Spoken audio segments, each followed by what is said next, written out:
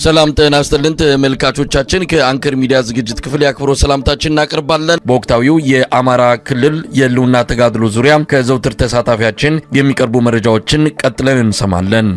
በማዕከላዊ ጎንደር በዋናነት በአዲስ ዘመን አቅራቢያ በሚገኙ ሚካኤል ደብር ተብላ በመጠቀስ ቀበሌ ቀበሌ እንግዲህ ለሶስት ተከታታይ ዓመታት የፋኖ ኃይሎች ይዞታቸውን ሳያስደፍሩ የመጣውን ኃይል በተደጋጋሚ ጊዜ እየመከቱ እየመለሱ ያችን ቦታ ወደ በለሳ ወደ አርባያ እንዲሁም ወደ ሰቆጣ አካባቢ ወደ ላሊበላና ወደ ጋሸና አካባቢ የመውጫ ቁልፍ ስትራቴጂ ቦታ ነች። ሲያስፈልግም ደግሞ ወደ ደቡብ ጎንደርና ከባህር ዳር ወደ ጎንደር ከተማ በሚወስደው የአስፋልት መንገድን ለመቆጣጠርና ለመቁረጥ በጣም በቅርብ ርቀት የምትገኝ እጅግ በጣም ወታደራዊ ጠቀሜታዋ የጎላ ከተማ ነች። እቺ ሚካኤል ደብርን ለመቆጣጠር የፋኖ ጠንካራ ይዞታ ከዚህ የተወረወሩ በጣም በከፍተኛ ደረጃ ጉዳት እያደረሱብን ነው በማለት በአምስት አቅጣጫ በሌሊት ከበባ ለመፈጸም ከአዲስ ዘመን በዘርጣ አስታ በኩል አድርጎ ወደ ሚካኤል ደብር ለተንቀሳቀሰ አንድ ኃይል አለ። ሁለተኛ እንዲሁም ከአዲስ ዘመን ጣራ ገዳም አድርጎ አርኖ ጋርኖን አቋርጦ ወደ ሚካኤል ደብር እንቅስቃሴ ያድርጓል።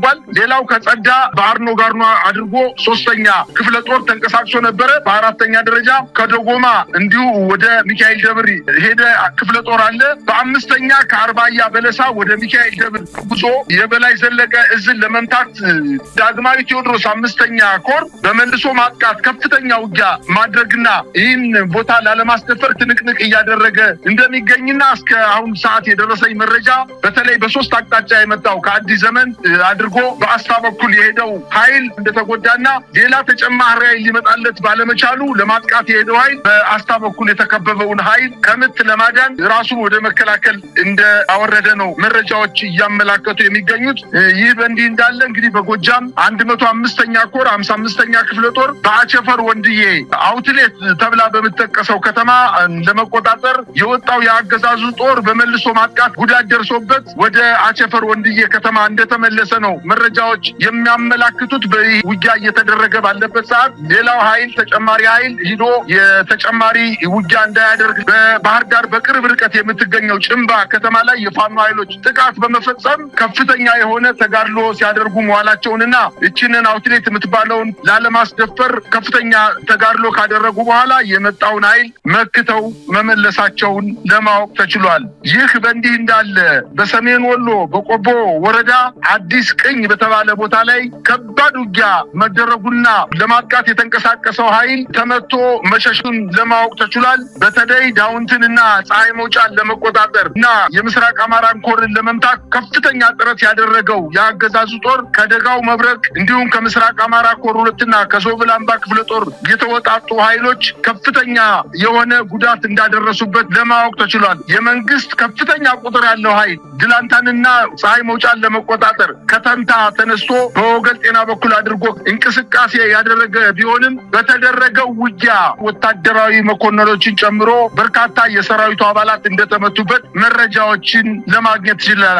ከጋሸና እንዲሁም ከኮን ወደ ዳውንትና ወገል ጤና ተንቀሳቅሶ ለማገዝ የሄደው ኃይል ከተሞችን መቆጣጠር ሳይችል ቀርቶ ተመቶ ወደ ጋሸና ከተማ አፈግፍጎ እንደተመለሰ መረጃዎች ያመላክታሉ። ተጨማሪ ኃይል ከጋሸናና ከኮን የሄደው ኃይል የተመታውና ጉዳት የደረሰበት ኃይል ሌላ መከላከል ይችልለት ኃይል ባለመኖሩ በጋሸና ኮንክሪት ምሽግ ውስጥ ራሱን ቀብሮ ወደ መከላከል መግባቱን ነው መረጃዎች እያመላከቱ የሚገኙት። ይህ በእንዲህ እንዳለ በአማራ ክልል በምስራቅ ጎጃም ዞን በሉማሜ ከተማ የክልሉ ርዕሰ መስተዳድር አረጋ ከበደን ጨምሮ የዞንና የወረዳ አመራሮች ህዝባዊ ስብሰባ ለማድረግ አንድ ሰዓት ስብሰባው ከተደረገ በኋላ ተከታታይ የሆነ የሞርተር ጥቃት በማድረጋቸው ከሉማሜ ከተማ ስብሰባውን አቋርጠው ወደ ደብረ ማርቆስ መሸሻቸውንና የክልሉና የዞን እንዲሁም የወረዳ ከፍተኛ አመራሮች በስብሰባው ላይ የነበረውን ሂደት አቋርጠው በመከላከያ ታጅበው ወደ ደብረ ማርቆስ ከተማ እንደገቡ፣ በሌላ አቅጣጫ በፋግታ ለኮማ ወረዳ አዲስ ቅዳም ከተማ አቅራቢያ በተደረገ ከፍተኛ ውጊያ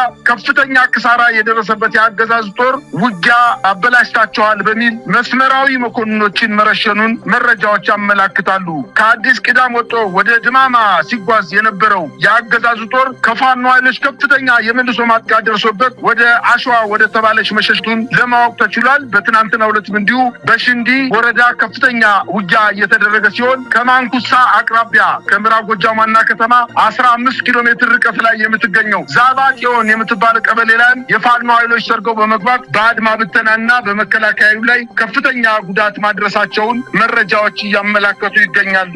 በመጨረሻም በሰሜን ወሎ በራያ ቆቦ ዞብላምባ ክፍለ ጦር 4ኛ በረኛው ሻለቃ በተኩለሽ ዙሪያ መሽጎ በነበረው የአገዛዙ ጦር ላይ ጥቃት ፈጽሞ በምሽግ ላይ የነበረውን ኃይል በመደምሰስ አንደኛውን ምሽግ ሙሉ በሙሉ መቆጣጠር መቻላቸውን አስታውቋል። በዚህ በተኩለሽ ምሽግ ላይ በገና ጾም በሬ አርደው የመከላከያ ሰራዊቱ ያለምንም እጀባ እና ያለምንም ቃኝ ያለምንም ጥበቃ ፌሽታና ደስታ በነበሩበት ሰዓት የፋኖ ኃይሎች ተስበው በመግባት በአገዛዙ ጦር ላይ ከፍተኛ የሆነ ጉዳት እንዳደረሱበትና ምሽጉንም መቆጣጠራቸውን ከምሽጉ የወጣው ኃይልን ወደ ሌላ የወታደራዊ ካምፕ መሸሽ መቻሉን መረጃዎች አመላክተዋል።